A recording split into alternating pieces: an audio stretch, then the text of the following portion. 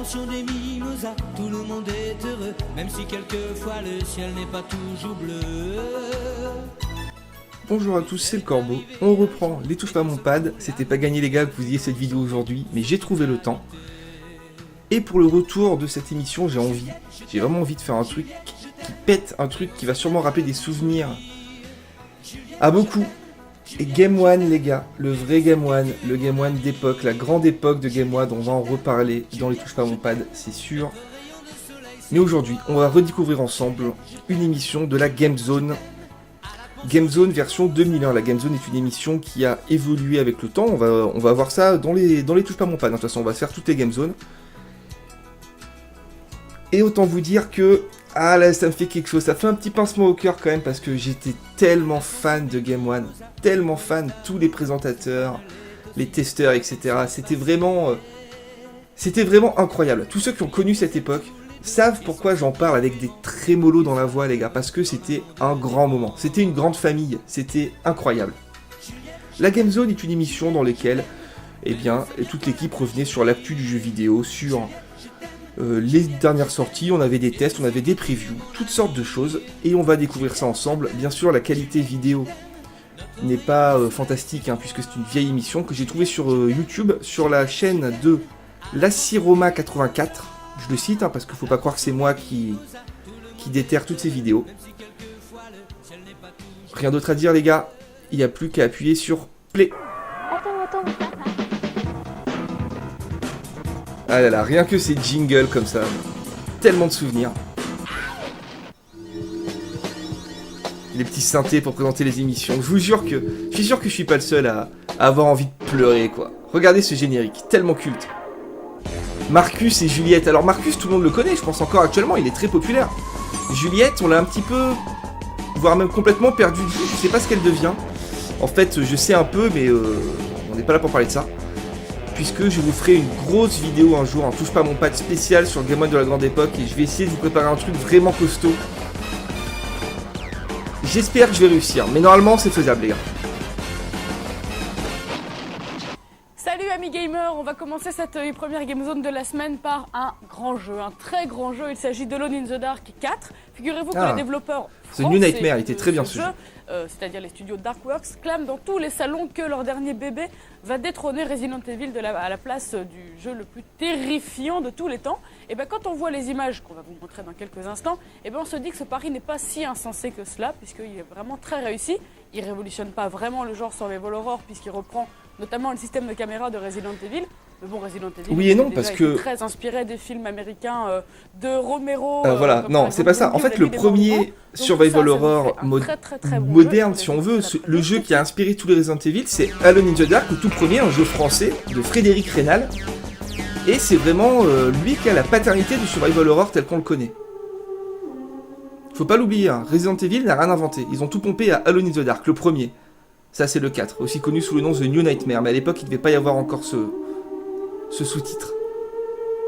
Avec Marcus Canby et Aline Cedric, les deux personnages. Ah, je m'en rappelle. Je l'avais fait sur Dreamcast. Qu'est-ce que c'était bien.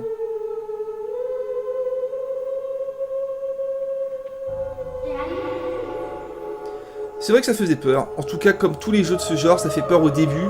Et puis, au bout d'un moment, on s'habitue, on a toutes sortes de munitions, etc. Et on a moins peur. Une ambiance à la Lovecraft dans ce jeu, hein, vraiment. Je ne sais pas s'il va y avoir un commentaire ou si on va juste voir un petit peu des images comme ça, nous verrons bien. Système d'inventaire, hein, comme dans le Resident Evil, pareil. Elle, c'est Aline Cedric. Et lui, c'est Edward Carnby. Ce sont les deux héros au destin parallèle d'un des jeux les plus attendus de cette bonne vieille PS1. Vieux de déjà 10 ans, le premier Alone in the Dark avait initié sur PC une série destinée à marquer l'histoire des jeux vidéo. Sans elle, les Resident Evil et consorts n'auraient pas vu la nuit. Un banc donc à son génial géniteur, le Frenchie Frédéric Reynal, paix à son homme. Pourquoi paix à son homme, il est pas mort le mec, hein. Il a fait un jeu récemment Juste au qui retour s'appelle des Too choses, Dark. les Frenchies de Darkworks sont en train de nous pondre un survival horror qui marche avec un bel affront sur les plates-bandes défrichées par les Biohazard. Soit 2 personnages jouables d'entrée comme dans Resident Evil 2, des caméras précalculées comme dans toute la série des Biohazard, et des héros en 3D temps réel qui auront à affronter des bestioles qu'on jurerait tout droit issues d'une nouvelle de H.P. Lovecraft. Exactement. Si vous saupoudrez cette aventure d'une pleine Donc là vous bouchée entendez la voix off, d'énigmes il s'agit de tortueuses, Fetty. vous aurez compris On que connaissait ce sous le nom de quatrième Fetty, Alone in je the sais pas Dark si n'a c'était un inventé la pseudonyme ou si poudre. c'était son vrai prénom. C'était la voix officielle de Game One et je sais pas ce que vous en pensez, mais pour moi c'est la meilleure voix off qu'on ait jamais eue quoi. Écoutez cette voix. des classiques du survival horror que cet Alone in the Dark innove. Dans Resident Evil 2, les 2 personnages jouables vivaient sensiblement la même aventure. Ici, rien de tout ça. Et si pour Edward tout débute dans une forêt habitée, Aline devra elle d'entrée composer avec les fantômes bien furax d'un château hanté. Et puisqu'on est là pour subir une belle poussée d'adrénaline, l'ombre et la lumière sont ici gérées avec une maestria qui force le respect. Loin de relever du gadget, la torche dont disposent les héros s'intègre véritablement dans l'action. Non contente de dévoiler certains éléments importants du décor, elle sert également à repousser certains monstres sensibles à la lumière. Pratique quand, comme Aline, on débute l'aventure sans arme aucune. Exactement, un petit peu comme Traumatisant, eh fichtrement bien, bien Jill réalisé, Valentine dans maniable, Resident Evil doté 1 d'une où on bande commençait son sans armes. particulièrement immersive, le dernier bébé À de noter Dark aussi Horse que Interactive pourrait repousser cette les fameuse limites voix du jeu off, d'horreur et Fetty, bien eh bien il y a quelques 1% années, neuf. il y avait Le l'émission serait Popstar bouclé, ce ne serait que justice. qui était revenue à la télé et Voilà, donc c'était là, vous venez Fetty voir la qui version faisait la voix et moi j'étais PlayStation, chez moi mais comme un sachez que ce ouf. jeu sort deuxième Bon, quinzaine pas que du je regardais mois de mai Popstar les sur gars, toutes mais les je suis tombé plateformes. dessus et j'étais Il va comme un falloir fou à me le dire signaler. putain c'est Et puis, Fetty, je c'est vous rappelle Fetty aussi que quoi, le 25, Fetty c'est-à-dire les gars. Après-demain, il y a une journée spéciale Alone in the Dark 4 sur Game One. Voilà, alors on va continuer maintenant avec un petit jeu de foot. Ça fait un moment qu'Infogrames essaye de sortir un jeu de foot capable de s'imposer face à des ISS ou à des FIFA. Sans grand succès pour le moment, mais il retente le coup cette fois-ci avec UEFA Challenge. C'est Alex Nassar qui s'est tapé le coup. Alex Nassar, et c'est pareil, c'est Et on pas regarde mythique ça, si- il est toujours dans le game, je crois, Alex Pas Nassar, je cette crois que c'est un producteur maintenant. Je crois même qu'il produit encore certaines émissions de Game One. Il était testeur à l'époque, fan de foot. Vraiment très sympa, très drôle. Les amis, ça fait longtemps qu'on n'avait pas autant rigolé grâce à un jeu vidéo. Lorsque UEFA Challenge a débarqué à la rédac, nous étions comme d'hab en train de jouer à ISS. Le travail étant plus important que tout, nous avons lâché notre cher jeu pour s'atteler au test du dernier bébé d'Infogrames. Infogramme, Puis alors, putain, on allait la voir blague. ce que vous avez sous les yeux en ce moment. Un jeu moche, totalement injouable et au gameplay proprement insignifiant. C'est bien simple, tout le monde y est allé de sa petite vanne en s'essayant à cet ersatz de jeu de foot. Rodolphe, notre cher rédac-chef, a commencé les hostilités avec un « Eh les mecs, vous êtes durs, c'est quand même pas si mal pour un jeu Super Nintendo ». Et là, tout est dit. Passons sur les autres petites C'est vrai que phrases assassines du c'est assez genre, moche, c'est hein. trop naze, même sur Game Boy il y a mieux, etc. etc. UEFA Challenge est super pourri. Donc il c'est parle un de fait, ISS voyons depuis voir tout à l'heure, en bien détail sûr, pourquoi de à cette l'époque lumière c'était affligeante. ISS Pro Tout d'abord, Evolution les 1 et graphismes. 2. Vous avez déjà Les vu ancêtres la des série, PES, les hein. sont trop mal Et modélisés, les c'est pixels vrai que sont c'était beaucoup omniprésents mieux et que la ça. définition de l'image rappelle les plus belles heures, enfin les plus mauvaises ISS heures Pro Evolution, plutôt de c'est le la jeu Mega qui a révolutionné le jeu de foot. Hein. On en reparlera un jour sur la chaîne. Mais c'est vrai que bon. D'ailleurs maintenant, Côté stade, il y a le plus constat personne est qui guère tente plus flatteur. d'aller Impossible de savoir défier si on joue au Parc des FIFA, Princes, à San PES Siro, ou à NBA Santiago 2K pour le Bernabéu. basket. Pourtant, aussi Ces connu jeux un ont stade un de monopole. foot. Le public est représenté par une ignoble texture plaquée sur un polygone géant, faisant plus penser à une bouillie de pixels qu'à une meute de supporters survoltés.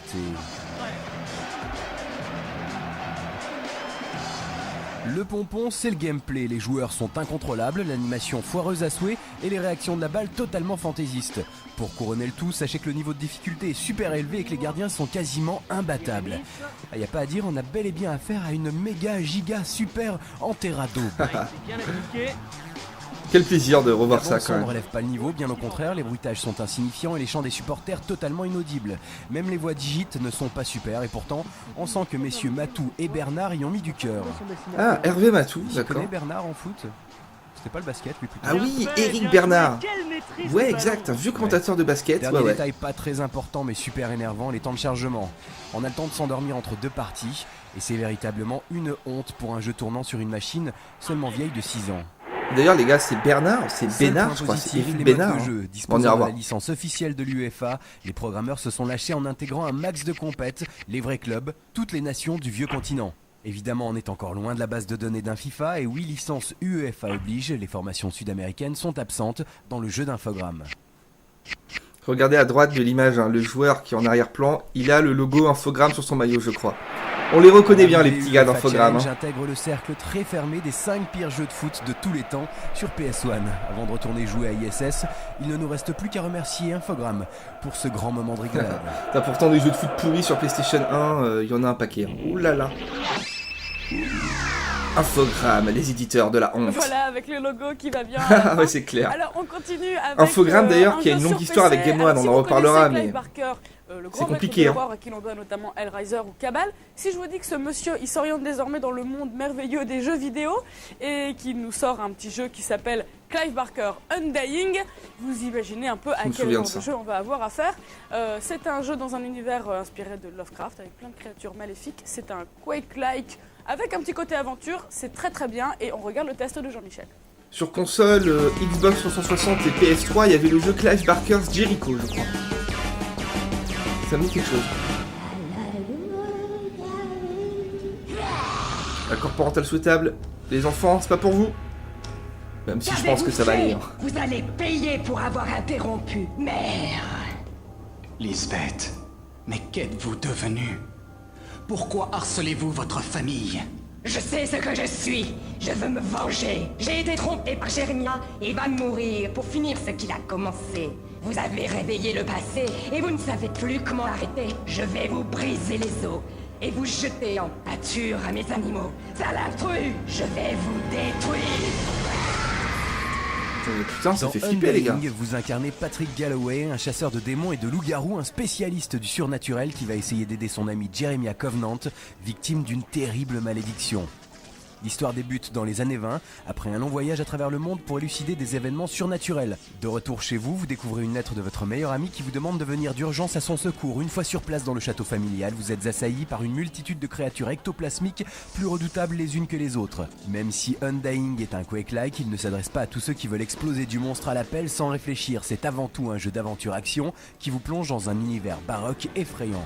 Votre périlleuse aventure va vous entraîner dans 5 quêtes différentes, plus mystérieuses et angoissantes les unes que les autres. Ça fait 2 fois. Interminable exploration Bravo de le rédacteur. De la famille Covenant. Vos péripéties vous emmèneront dans un monastère en ruine, puis dans Oneros, la cité des âmes perdues où de nombreuses surprises vous attendent. Allez, j'en dis pas plus et je vous laisse découvrir tout ça par vous-même. Côté gameplay, la prise en main est assez facile, les touches de direction et d'action sont paramétrables et sont les mêmes que dans un Doom-like classique. Côté énigme, c'est plus traditionnel, on déambule dans des couloirs ou d'immenses étendues à la recherche d'un passage, d'un levier ou de la bonne clé pour ouvrir une porte. Bref, ça manque un peu d'originalité. De plus, votre aventure est très linéaire et dirigiste et vous n'avez que très peu de liberté d'action. Les unes que les autres, les gars. Le pire, ce sont les innombrables chargements que vous allez subir dès que vous changez de zone. Ils cassent énormément l'ambiance et le plaisir de jouer. Le must de Clive Barker Undying, c'est la possibilité d'utiliser une arme dans sa main gauche et de lancer des sorts avec la main droite en même temps, un privilège que peu de jeux vous offrent. Et oui les gars, Bioshock n'a rien inventé. Accès à la panoplie complète du parfait tracker de surnaturel, pistolet, fusil à canon scié, un dragon tibétain cracheur de glace, des grenades et j'en passe. En tout une dizaine de petits objets qui lui seront bien utiles pour se débarrasser des hordes de monstres qui l'attendent. Les unes que les autres. La magie tient aussi une place importante. Vous allez découvrir au cours du jeu une dizaine de sortilèges allant du Lightning Bolt, un éclair d'électricité, au spell de dissipation de la magie en passant par une armure magique. Comme vous l'avez compris, les combats sont assez gore et explosifs, ça tire, les sorts jaillissent de toutes parts, ça tranche, ça saigne et ça meurt. On aurait aimé avoir un bestiaire de créatures maléfiques un peu plus élevé, mais bon, une vingtaine de vilaines bébêtes, c'est déjà pas mal. Côté graphisme, le moteur 3D de Clive Barker Undying est une véritable réussite. Les décors sont de toute beauté avec des effets de lumière à renverser un mort. On s'aperçoit encore plus de l'éclat de l'ensemble quand on voit les visages des différents personnages qu'on rencontre. En revanche, il va falloir posséder un PC puissant avec une très bonne carte 3D pour profiter au max des possibilités du jeu. Une carte 3D les gars, à l'époque c'était pas des cartes graphiques, c'était des cartes 3D. Vraiment le joueur dans cet univers de terreur. Par intermittence, on entend des cris. C'est plus ou moins la même chose au final, mais on appelait ça comme ça. À vous faire dresser les cheveux sur la tête. De nombreuses surprises vous attendent si vous savez regarder là où il faut avec le bon sortilège. Par exemple, ce sympathique tableau de famille qui se trouve en réalité être le reflet des âmes tourmentées des membres de la famille Covenant. Si vous êtes fan de littérature d'horreur, de films d'épouvante, que vous avez joué à la série mythique des Resident Evil, vous ne pourrez pas résister à Clive Barker Undying. Même s'il possède quelques défauts comme des énigmes simplistes, peu de liberté d'action, son ambiance, ses graphismes et son scénar en font un survival horror de très grande qualité. Bref, si vous cherchez un jeu qui fait peur, facile de prise en main, gore, rempli de rebondissements, n'hésitez pas, précipitez-vous dans votre magasin préféré et achetez ce véritable petit chef-d'œuvre. Attention quand même, si vous avez facilement les chocottes, ne jouez pas le soir avec les lumières éteintes, vous risquez de ne plus pouvoir dormir après. Oui, j'avais oublié de préciser que ça fait peur tout ça. Bon, on va continuer avec autre chose, ça fait un petit peu moins peur. Devinez ce que c'est une séquelle, une énième séquelle d'un jeu qui revient très souvent dans la Game Zone. Non, vous n'êtes pas lassés, les verts et les beiges, ça vous plaît toujours d'accord. autant, c'est évident. Army Ça Men. s'appelle Green Rogue. Army Men est de retour, cette fois-ci c'est sur Les PlayStation verts et 2. les beiges. Ils arrivent à grand renfort de couleurs chamarrées et d'explosions en tout genre. On va voir si leur arrivée sur PlayStation 2 leur rend un intérêt quelconque. On va voir tout ça dans le test d'Arnaud Martin qui ne s'en lasse pas, mais alors pas Ouais, du tu tout. m'étonnes, Army Men, c'est une série de jeux effectivement avec des petits soldats. Il y avait des jeux d'action, des jeux de stratégie. Je crois même qu'il y avait un jeu de course. Il y en avait des tombeaux entiers, quoi. Des tombereaux plutôt, je crois, pas des tombeaux. En même temps, vu la qualité des jeux, il valait mieux les mettre dans des tombeaux. Celui-là, on l'attendait et pourtant le résultat n'est pas très convaincant. Il ne s'agit pas d'un jeu dont le niveau technologique ou bien l'univers est totalement novateur, il s'agit tout simplement de la version PS2 de la fameuse série Army Men, déjà bien représentée sur PS1 et PC. C'est un peu comme les Teenage Movies aux USA. Si le premier marche un peu, on sort moult suites qui ne sont pas forcément de plus en plus réussies. Ouais, c'était super nul, hein. Je m'en souviens, j'en avais eu 2-3 de ces jeux. C'était nul. Pas mal, hein. On doit être à presque 10 soft estampillés du label Army Men. Pourtant, apparemment, les bons vieux petits soldats de plastique n'ont pas pu réinvestir les bacs à sable de nos chères petites têtes blondes, rousses ou noires. Comme la mode est aux nouvelles plateformes, il fallait bien que 3DO, le développeur, s'adapte à la nouvelle console Sony. Mais la supériorité technique de l'engin se rapporte-t-elle sur le produit ? Mystère. Allez, ne crachons pas dans la soupe. Dès le premier coup d'œil, on voit la PS2 Touch. Les graphismes sont plus beaux, plus léchés et l'animation est beaucoup plus fluide. D'ailleurs, comme vous avez pu le voir, rien que les images cinématiques, qui comme toujours abondent dans cette série, sont superbes. La compagnie Bravo, qui regroupe une joyeuse bande de spécialistes de la guerre en plastique, à savoir un démineur et différents spécialistes, celui des explosifs, un expert des mortiers ou encore un pro des bazookas, tout ça commandé par Sarge. Dans ce Oula, nouvel putain, épisode, tout de suite, on se on voit que concentre c'est sur pas un gagné. seul héros, en fait une sorte de clone. Putain, on de dirait toute les la jeux compagnie d'arcade rassemblée des dans un années unique 80, vous corps. savez, genre C'est le Commando. soldat Omega. Oh là là Conçu là. dans le but Le de système de mettre fin visée, une vous avez fois vu pour toutes au conflit Sans jouer, on se rend entre compte les que c'est soldats pour verts rien. et beige. Cet ultime guerrier se retrouve largué en territoire ennemi et devra rentrer dans son camp par ses propres moyens. Le principe reste le même. Vous allez devoir vous battre avec toutes les armes que vous allez trouver, utiliser les moyens de transport et accomplir quelques missions. Tout ça dans un décor en 3D, un peu à la Ikari Warrior, Voilà. mais dans un univers au Ikari ras du sol, Warrior, c'est ce que je envahi disais, par hein. des jouets Commando, c'est un peu le même vindicatifs. principe. Voilà donc qui promet du grand spectacle étant donné les capacités hors du commun de ce minuscule G.I. Joe. Et le fameux grand spectacle, il est bien là, ça explose de partout, il y a plein de couleurs et ça bouge en Ouais. plus alors à regarder. C'est vrai que c'est très saisissant et qu'on en prend plein les mirettes. Alors, en revanche, Ouais. gros Bon, on est au début de la PS2, les gars, hein, mais je vous rappelle que c'est injouable. sur cette Trop console qu'on a quand même eu d'originalité, du l'originalité, Metal à Gear force de vouloir Solid pousser 2 le et bouchon au 3 niveau des effets ou techniques, du enfin, Shadow of the celui-ci, Colossus. Hein. justement, Donc enfoncé trop on loin. va quand même Les relativiser. innovations apportées au gameplay ne font que le rendre plus compliqué, comme ce mode de visée avec le pad analogique qui manque cruellement de précision. D'accord, donc Alors, on c'est vise sans avec doute le plus stick beau droit, des ce jeux qu'on issus de appellerait la un saga Army Men, dual et c'est aussi shooter moins maintenant. fun à jouer. Et puis finalement, tout ça Alors, reste est-ce quand que même c'était très vraiment brillant peu dans l'ensemble, précis ça tire de partout et en plus à différentes Ou est-ce vitesses. que, en fait, Conclusion, on ne voit plus grand chose. eh ben, on n'avait pas C'est l'habitude donc à l'époque dommage de que ce 3D genre de nous ait contrôle, pas parce que convaincu maintenant, plus le que dual cela. stick Du shooter, phénomène de lassitude c'est dû pas aux mal. suites sans fin, ça commence à peser lourd. Le jugement est donc sans appel. Soit 3DO nous concocte un bon jeu la prochaine fois, soit on arrête les petits soldats pour de bon. Allez, rompez. Army Men, ouais, putain. J'en avais parlé ça dans ma vidéo sur le jeu des petits soldats en ligne, là. Comment ça s'appelait ce truc là? Je sais même plus. The Green Mine, je sais pas quoi. Bref. Soldats, préparez vos pactages et rendez-vous après la pub pour l'inspection des chambrées. Ah, Juliette, elle nous manque, hein. Juliette, incroyable. On a la pub ou pas, les gars? Eh ben oui, Pandemonium. Retrouvez tous les tips et toutes les solutions de vos jeux préférés sur le 08 36 68 46 63. 2 francs 23 la minute, ça va. Pas cher, les gars. Ah, c'était des francs, hein, bah oui. GameOne.net, c'est toute l'info de la chaîne des jeux vidéo. Dans la rubrique émission, retrouvez le détail de tous les programmes, les contenus, les horaires de diffusion et surtout les émissions en reel vidéo. En real vidéo. Découvrez également chaque semaine les temps forts de l'antenne. Et si vous voulez en savoir encore plus sur la chaîne, visitez les coulisses pour mieux nous connaître, nous écrire et même nous espionner. GameOne.net, c'est le site web des jeux Bah vidéo. ouais, les gars, c'était le début d'Internet aussi, 2001, mine de rien. On faisait encore des pubs pour le site bah voilà, vous avez bien Internet, fait quoi. patienter Bon, vous parce allez me que dire, tout ça de existe suite, encore, hein, maintenant, pour les c'est sites de rencontres et toutes ces Monsieur conneries. Alex. Alex Nassar, le voilà, on en parlait. J'adore ce gars, Alex Nassar, il est super sympa. Ils étaient tous très sympas, de toute façon. Oui, bien et toi? Vous utilisez? Je te disais que tu avais 45 secondes. J'ai donc pour- 45 secondes. Alors le 5 avril dernier s'est tenu à Paris le GDC pour European Games Developer Conference. Donc c'était un salon réservé aux professionnels où on parlait de techniques hyper pointues de logiciels créés pour la mise au point des jeux vidéo. C'est Discrete qui organise ça. Discrete, c'est les créateurs, entre autres, d'un logiciel très connu dans le milieu qui s'appelle 3ds Max. Et ah oui, d'accord. Bah, moi, je connais ça, les gars. C'est un truc de modélisation 3D. Un logiciel qui est utilisé par 90% des développeurs dans le monde pour mettre au point des jeux vidéo. Donc c'est un petit peu pointu. On a rencontré Vincent Berge, directeur marketing Europe de chez Discrete, qui vous en parlera beaucoup mieux que moi, même si c'est quand même un poil technique. Mais bon, regardez.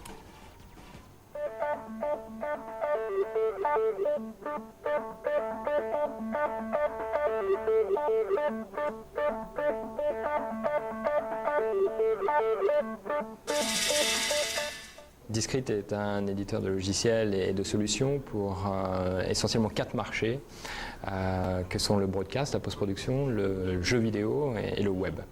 Alors nos outils que l'on développe permettent de créer le contenu essentiellement pour tous ces 4 marchés. Le dernier né de nos logiciels sur cette gamme de produits, c'est Combustion, qui fait un malheur aujourd'hui dans ce monde-là. Ouais, c'est chiant, les gars. La possibilité de faire les effets. Mais bon, voilà, c'est effectivement. Sur Gladiator, mais sur un PC maintenant. C'est de la création 3D, je crois. 3ds Max utilisé beaucoup souvent pour faire les intros. Les intros des vidéos sur YouTube et tout. Et aussi pour vraiment faire de la modélisation. Moi, j'ai. C'est le pixel shader. Mon ancien voisin et non ami, là, il faisait des trucs sur 3ds Max, je crois, et c'était fort. Effectivement, les jeux c'est vraiment de l'art, hein, la modélisation 3D comme ça, c'est de la sculpture. Moi, j'associe ça à la sculpture. C'est aussi compliqué, quoi. Une philosophie qui privilégie forcément une station de développement type PS2 ou Dreamcast. En revanche, notre angle stratégique, optimisé au maximum. Notre angle stratégique. Quand la PS2 est sortie, on a optimisé pour être sûr que la partie 3D, la partie rendu, la partie lumière soit optimisée à l'intérieur de la PS2. Même chose pour Dreamcast. Aujourd'hui, ce qui nous intéresse, c'est vraiment la Xbox, parce que Xbox amène une technologie différente qui est le pixel shader, la possibilité de vraiment faire un rendu sur le pixel et d'avoir une méthode de calcul sur le pixel et non plus sur le polygone, ce qui augmente complètement la partie qualité. Je suis pas du tout expert en technique de jeu, mais bon, avec le temps, j'ai appris quelques trucs. Effectivement, je vois ce qu'il veut dire. Stratégique qui va nous permettre vraiment. Maintenant, c'est naturel d'avoir des shaders, des trucs comme ça, mais ça n'existait pas. Voir cette visualisation. Les premiers jeux 3D, vous aviez des textures. D'accord. Enfin, pardon, vous aviez des polygones qui étaient non texturés. De pixel shader directement dans Max. Et ça nous donne une avancée unique. Moi, je me souviens de l'époque où on voyait vraiment les polygones dans les personnages, dans les décors, et on se disait, t'imagines si un jour on pouvait arriver à un point où on ne voit plus les polygones, et c'était un rêve, on pensait que c'était impossible, alors qu'au final c'est le cas depuis bien longtemps. Sur PS2 d'ailleurs, ça commence un petit peu quand même. Prenez MGS2, MGS3, on voit les polygones, mais ça commence à être vraiment discret. Alors que MGS1 sur PS1, c'était des polygones. Hein. Les épaules des personnages, c'était une catastrophe. Pas une catastrophe, non, à l'époque c'était beau. Qui permet à la personne qui va jouer au jeu vidéo de pouvoir changer son décor, d'accord, à travers un petit bout de Max qui va pouvoir downloader à travers le web. Donc il va pouvoir travailler sur une partie de Max. Et à l'intérieur du jeu vidéo, il y a un petit bout de Max aussi qui fait que quand les gens vont pouvoir développer un nouveau décor, eh bien ça va bien se mettre dans le jeu vidéo. D'accord, donc c'est juste un éditeur de map en fait qui nous permet d'uploader des maps sur internet, quoi, tout simplement. Ah, Quake 3.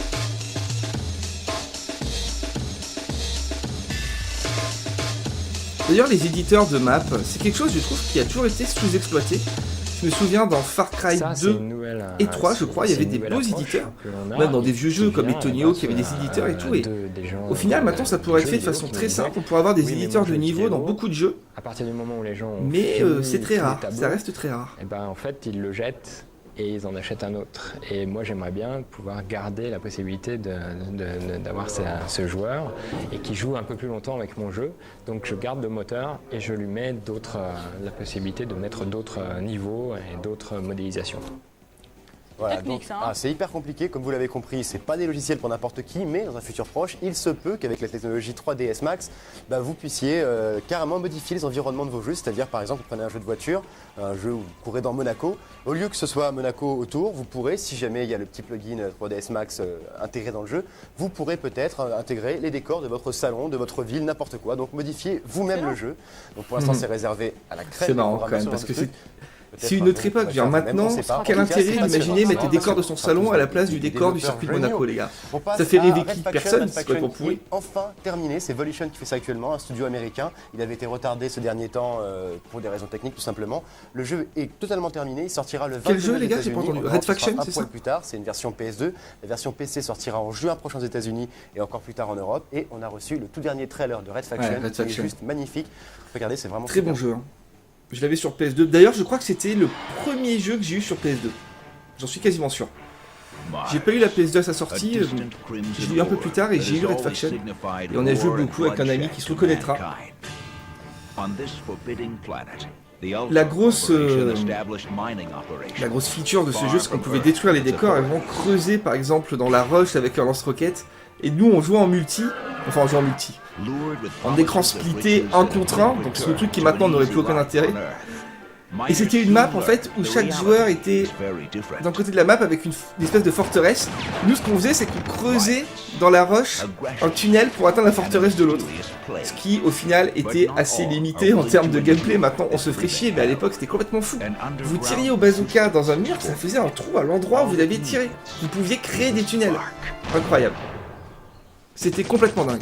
Et d'ailleurs, même dans les nouveaux Red Faction, c'est-à-dire Armageddon et Guerrilla, eh bien, ils ont encore gardé ce principe de destruction, notamment avec les bâtiments. Et dans Red Faction Guerrilla, qui est le seul que j'ai fait, vous pouviez détruire les bâtiments de façon très convaincante. Hein. Vous tiriez sur un pylône, tout s'écroulait de façon physiquement réaliste. C'était pas mal. Red Faction Guerrilla est un jeu que j'ai beaucoup aimé, moi, à l'époque. Alors regardez, vous avez vu? On détruit les murs comme ça, c'est fou. C'est pas scripté, hein, ça détruisait vraiment les murs. Red Faction, ouais. Putain, faudrait qu'on se le fasse un jour sûr. En vidéo.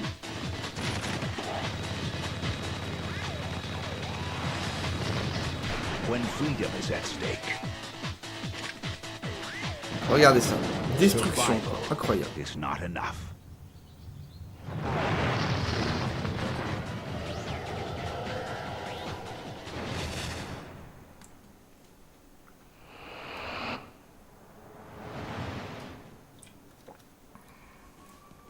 Pas mal, hein? C'est sympa de pouvoir péter les murs. Ah, c'est ça, je vais en parler justement. Comme vous l'avez compris, Red Faction, c'est de l'action pure et dure, adrénaline à 100%.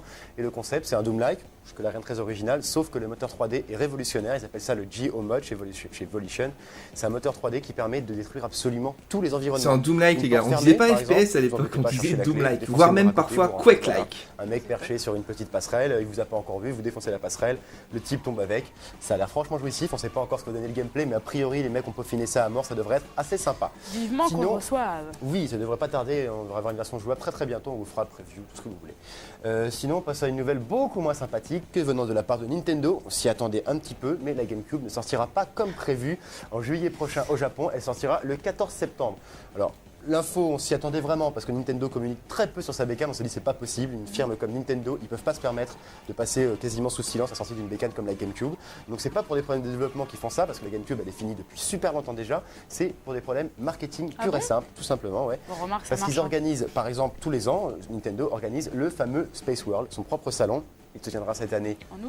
En août. Et donc forcément, si la console sort en juillet, l'effet de surprise il est un peu limité, donc au Space World ils vont communiquer à mort sur la GameCube et ils font aussi le Nintendo Show qui se tient en Europe à la veille de l'ECTS où ils pourront aussi bombarder à mort sur la GameCube. Il ne faut pas oublier non plus que la Game Boy Advance sort en juin en Europe aux États-Unis et ils ne voulaient pas faire doublon et devoir marcher sur deux tableaux. Ils espacent un petit peu tout ça. Donc voilà, 14 septembre, on se Voilà, toute une époque les gars. À cette époque-là, la sortie des consoles c'était des événements incroyables. Peut-être parce qu'on était plus jeunes et tout, mais maintenant, quand une nouvelle console sort, bon, voilà, enfin, moi qui suis gros passionné, hein, je surveille, ça m'intéresse, mais je suis pas comme un ouf. Alors qu'à l'époque, sortie de la Xbox, la PS2, la GameCube, la GBA, non, c'était dingue, on était comme des oufs. si vous êtes aussi malchanceux Giant que Citizen Hero Capital. Giant, ce splendide jeu Ouais, PC pas mal. sorti récemment chez votre charcutier préféré, les tips de cette semaine vont vous être Bon, particulièrement les tips, utiles. c'est les codes, hein, À les force gars, de les courir cheat dans codes, tous les vous sens savez, pour ça échapper à existe vos plus trop ça nombreux maintenant, les poursuivants, cheat vous avez codes. réussi à vous perdre. Tapez Y ou T pour faire apparaître la fenêtre de dialogue et entrez le code MAPSHOWITALL afin de découvrir la carte du niveau dans son ensemble. C'est-à-dire, j'ai pas compris là. Là, il tape le code. Ah, d'accord. Et si vous êtes aussi malchanceux que l'auteur de ces lignes, qui a dû rebooter 29 fois son PC pour pouvoir faire ce tips pour cause de freeze aussi malvenu qu'incompréhensible, le meilleur moyen d'atteindre tous les niveaux du jeu est d'utiliser le cheat All Missions are good to go, après avoir violemment frappé la touche T ou Y. Mais quoi qu'il en soit, la solution de balancer votre ordinateur par la fenêtre n'est pas forcément à écarter.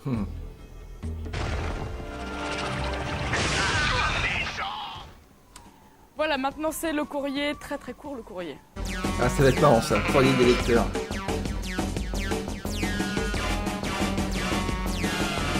Vous vous souvenez peut-être que la semaine dernière, je vais me décaler pour être plus au centre. La semaine dernière, j'avais pas eu le temps de finir le courrier de Dolly. Dolly qui nous écrit très souvent, qui n'est jamais contente, mais qui a un style assez rigolo dans ses lettres. Je vous lis la première lettre que nous avons reçue le 22 mars. Hello, il faudrait peut-être voir à faire des tests frais. Snowcross, ça fait un bail qu'il est sorti, je viens de me rendre compte en lisant le Joypad numéro 105 datant de février. En gros, on a 10 fois le temps d'acheter des grosses doubles, pour être poli. Oui, alors on a effectivement un problème de délai. D'abord, il faudrait que les éditeurs nous envoient les jeux suffisamment tôt, c'est-à-dire avant leur sortie. Merci, messieurs. Et puis, par ailleurs, on a des délais liés à l'international qu'on est obligé de respecter, mais ces délais, depuis peu, ont été raccourcis. Donc, a priori, le problème devrait se régler et il ne devrait pas y avoir tellement de tests qui sont longtemps après la sortie du jeu. Et on s'en excuse pour Snowcross, effectivement. Alors, ensuite... Ah, et puis vous l'avez enfin trouvé, votre stagiaire spécial courrier. Il n'est pas trop blond à forte poitrine? C'est nul, c'est plus vous qui répondez et qui lisez le courrier, c'est vraiment nul. Alors non, il n'est pas trop blond à trolls forte de l'époque, poitrine, quoi. puisqu'il s'appelle Ludo. Ils mettaient pas des commentaires à la con sur il fait YouTube à l'époque, les trolls. 1m80, Ils envoyaient il des a lettres, pété ils la écrivaient gueule. eux-mêmes. Non, je rigole. Ludo, il est gentil comme Avec tout. leur On n'a sang. pas sélectionné sur des critères Non, peut-être physiques. pas non On plus. aurait peut-être dû, remarque. C'est pas bête, ça. Un petit Brad Pitt au courrier, ce serait bien. Et Ludo, il est fort sympathique, il fait tout ça. C'était l'époque où Brad Pitt était beau, les gars. Non, il est toujours beau, je je sais pas. Dédicacé, etc. C'est un amour. Et voilà, et on lit quand même les lettres. Il faut qu'on vous précise que toutes les semaines, Ludo, il nous donne les lettres qu'on a reçues. Et on les lit avec Marcus, on rigole bien, on en met de côté. Et puis effectivement, c'est lui qui envoie, c'est Ludo qui envoie la lettre type. Et puis ensuite, tu fais des réflexions sur la défaite de Game One face à Joypad. Deuxième lettre, c'était le 27, donc à peine une semaine après. Là, c'est une lettre de critique sur le site web de Game One. J'ai pas le temps de vous la lire, mais en gros, rien ne va, tout est nul. Par contre, à la fin, tu nous dis, mais ça va encore parce que l'antenne, c'est bien. Alors, faut savoir ce que tu veux. Je mets juste l'intitulé. Regardez. Il y en a marre. C'est ça, sa lettre, c'est vachement sympa. Dolly, on est désolé de te frustrer à ce point-là. Je te fais une grosse bise quand même. C'est déjà ça. Et on continue tout de suite cette Game Zone avec le petit plus du jour. Le petit plus du jour, ça va être quoi, les gars?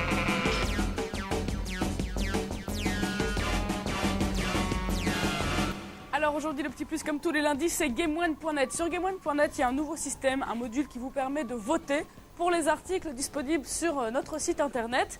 Alors on va voir des images tout de suite qui vous montrent comment on se rend sur putain, ce la gueule module. du Vous site, voyez, quoi. alors, Waouh. Sur Et encore, c'était un site qui était vraiment bien voilà, foutu. On a pris un truc sur la Game Zone. Vous cliquez sur En savoir plus. On a vu des images de Nadia ou le Et là, il y a secret de l'eau l'article bleue. normal, c'est Lenny Nadia, tiens, par exemple. Et puis tout en bas de l'article, il y a ce module de vote qui vous permet de donner une note de 1 à 5 à l'article en question. Et puis il y a un classement donc, qui est effectué avec le top 20 des meilleurs articles selon vous. Alors pour le moment, vous pouvez voter plusieurs fois, ce qui vous permet de faire descendre un article ou de le faire monter dans le classement selon votre choix. Et bientôt, il y aura la possibilité d'afficher un vote sur tous les articles. Ce n'est pas encore le cas pour le moment. Vous ne votez que pour certains. Votre vote est pris en compte pour 10 jours seulement, donc ça aussi, ça va changer. Et puis, on pourra bientôt afficher le nombre de votants par article pour savoir un petit peu quels articles vous sensibilisent plus Ah bah ou dis moins. donc, on n'arrête pas le progrès. Voilà, Hein. donc si vous avez des suggestions à faire sur ce module de vote, allez sur les forums de GameOne.net et puis faites-nous part de vos avis à ce sujet. Ensuite, deuxième nouveauté sur GameOne.net, dans la rubrique émissions, qui va s'afficher maintenant en image, vous cliquez et là il y a sur la colonne de droite, il y a une nouveauté, c'est les horaires. Vous pouvez maintenant avoir accès aux horaires de la chaîne par émission, comme vous le voyez en ce moment, ou alors par jour. Vous pouvez, tout en haut de la page, il y a écrit les différents jours. Vous pouvez cliquer et vous avez la grille. Ah, dis donc, mais c'est programme complètement qui dingue. s'affiche Les horaires des émissions sur Internet, vous vous rendez compte? Minuit à minuit, donc vous pouvez tout savoir. Ah, c'était l'an 2000, les gars. C'est même à la seconde près. Le futur. Et c'est assez bien foutu pour vraiment ne pas rater vos émissions phares. Voilà, alors c'était le petit plus GameOne.net. On va continuer tout de suite avec le site de Choose. C'est un site pour les gamers que vous êtes. Ça s'appelle Full Gamer, pardon, et c'est consacré au bécane de le fameux Sony. Choose. Mathieu de son prénom, je crois, je me souviens. Et bon, voilà, c'est peut-être un peu impudique, mais Juliette s'est mariée avec Choose en fait, après toute cette époque-là. Alors je sais pas s'ils sont encore ensemble, et qui compte déjà pas mais mal voilà. de visiteurs habitués. Il s'agit de Full Gamers, un webzine spécialisé en PlayStation et PS2. Et si on en parle aujourd'hui, c'est grâce au sympathique mail que nous a envoyé Natacha, la webmastrice de Full Gamers. Vous allez le voir, la webmastrice, est à la hauteur des bons sites spécialisés. Quant au contenu, à vous de voir, mais croyez-moi, il est de qualité, pointu, bon esprit et convivial. Au menu, plusieurs rubriques sont là pour vous accompagner et vous guider dans les méandres de Full Gamers. Mais le tout commence par une section Full Flash qui vous présente les dernières infos et les dernières actualités propres au PlayStation. Ensuite, direction les astuces. Là, vous retrouverez tous les petits coups de main et conseils pour finir un jeu sans problème et sans encombre. Cette section manque d'images, mais vu qu'elle ne manque pas de code, les paumés, les losers et les Marcus en herbe y trouveront leur compte. Les habitués du paddle, en mal de sensations nouvelles, iront plutôt dans la partie Previews qui décortique pour vous les futurs titres à sortir sur PlayStation et PS2. Et là, quelques images viendront égayer les articles mis en ligne par une équipe de choc. Du côté des tests, tout le monde sera conquis par une liste qui reprend les meilleurs titres pour les consoles de Sony. Hit après hit, voici la liste parfaite des softs à se procurer pour de bonnes séances de jeu à la casa. Et enfin, pour les plus flemmards, à la qui casa, ne veulent pas s'acharner sur les premiers obstacles offerts par les jeux, il y a une section Solus qui vous à la casa, à la maison quoi, en espagnol, c'est ça. Ah, Metal Gear Solid les gars, oui, oh, Vagrant Story, oh, Grandia, Parasite F2, ou là, du lourd. Forcément, on ne compte pas. Mais la visite de Full Gamers ne s'arrête pas là, puisque vous trouverez ici encore quelques rubriques, notamment celle des sorties à venir. Pour les impatients et les curieux, cette liste vous donnera les titres et les dates officielles des prochains jeux à sortir, toujours en attente. Et enfin, il y a également sur ce site quelques forums de discussion, il y en a 3 pour le moment, et ils vous permettront de rentrer en contact avec d'autres joueurs. Et justement, en parlant de rencontres, sachez que si vous vous inscrivez gratuitement à Full Gamers, vous aurez la possibilité d'accéder à toute une autre partie du site qui recense et regroupe pour vous des profils de joueurs à travers la France, ainsi que des petites annonces, bref, encore plus de rencontres. Sur ce, ciao et see you online sur le web de Game One. Ah, c'est vrai qu'il disait ça à chaque fois, see you online sur le web de Game One. Les séries et particulièrement la Japanimation. Figurez-vous que ce soir, donc lundi 23, c'est la première Nuit Nadia sur Game One. Des Nuits Nadia, il y en aura 4 lundis d'affilée, donc c'est aujourd'hui le 23, la semaine prochaine le 30, puis le 7 mai et le 14 Nadia, mai. le secret de l'eau bleue, encore une fois, je connais pas, mais ils en parlaient beaucoup à l'époque. J'ai toujours trouvé le titre très joli, Nadia, le secret de l'eau bleue. Au début et à la fin, avec Alex Pilote, Jean Pat et Cyril. Alex Pilote les gars, oui, Alex Pilote. Putain, Alex Pilote qui est un génie absolu, on en reparlera. Ce soir à 20h40 pour la première. Je vous embrasse tous très très fort, je vous retrouve jeudi. Ciao. Et voilà les gars, écoutez, on va pas s'éterniser, je vous dis amusez-vous bien. Ça fait tellement plaisir de revoir ces vieilles images, c'est vraiment super intéressant, moi j'adore ça. On va se faire des touches pas mon poste maintenant toutes les 3 semaines, les week-ends, on est reparti. Ciao tout le monde, amusez-vous bien.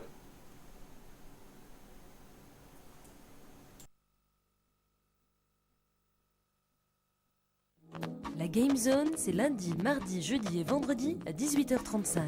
En attendant la prochaine émission, retrouvez le meilleur du jeu vidéo sur GameOne.net.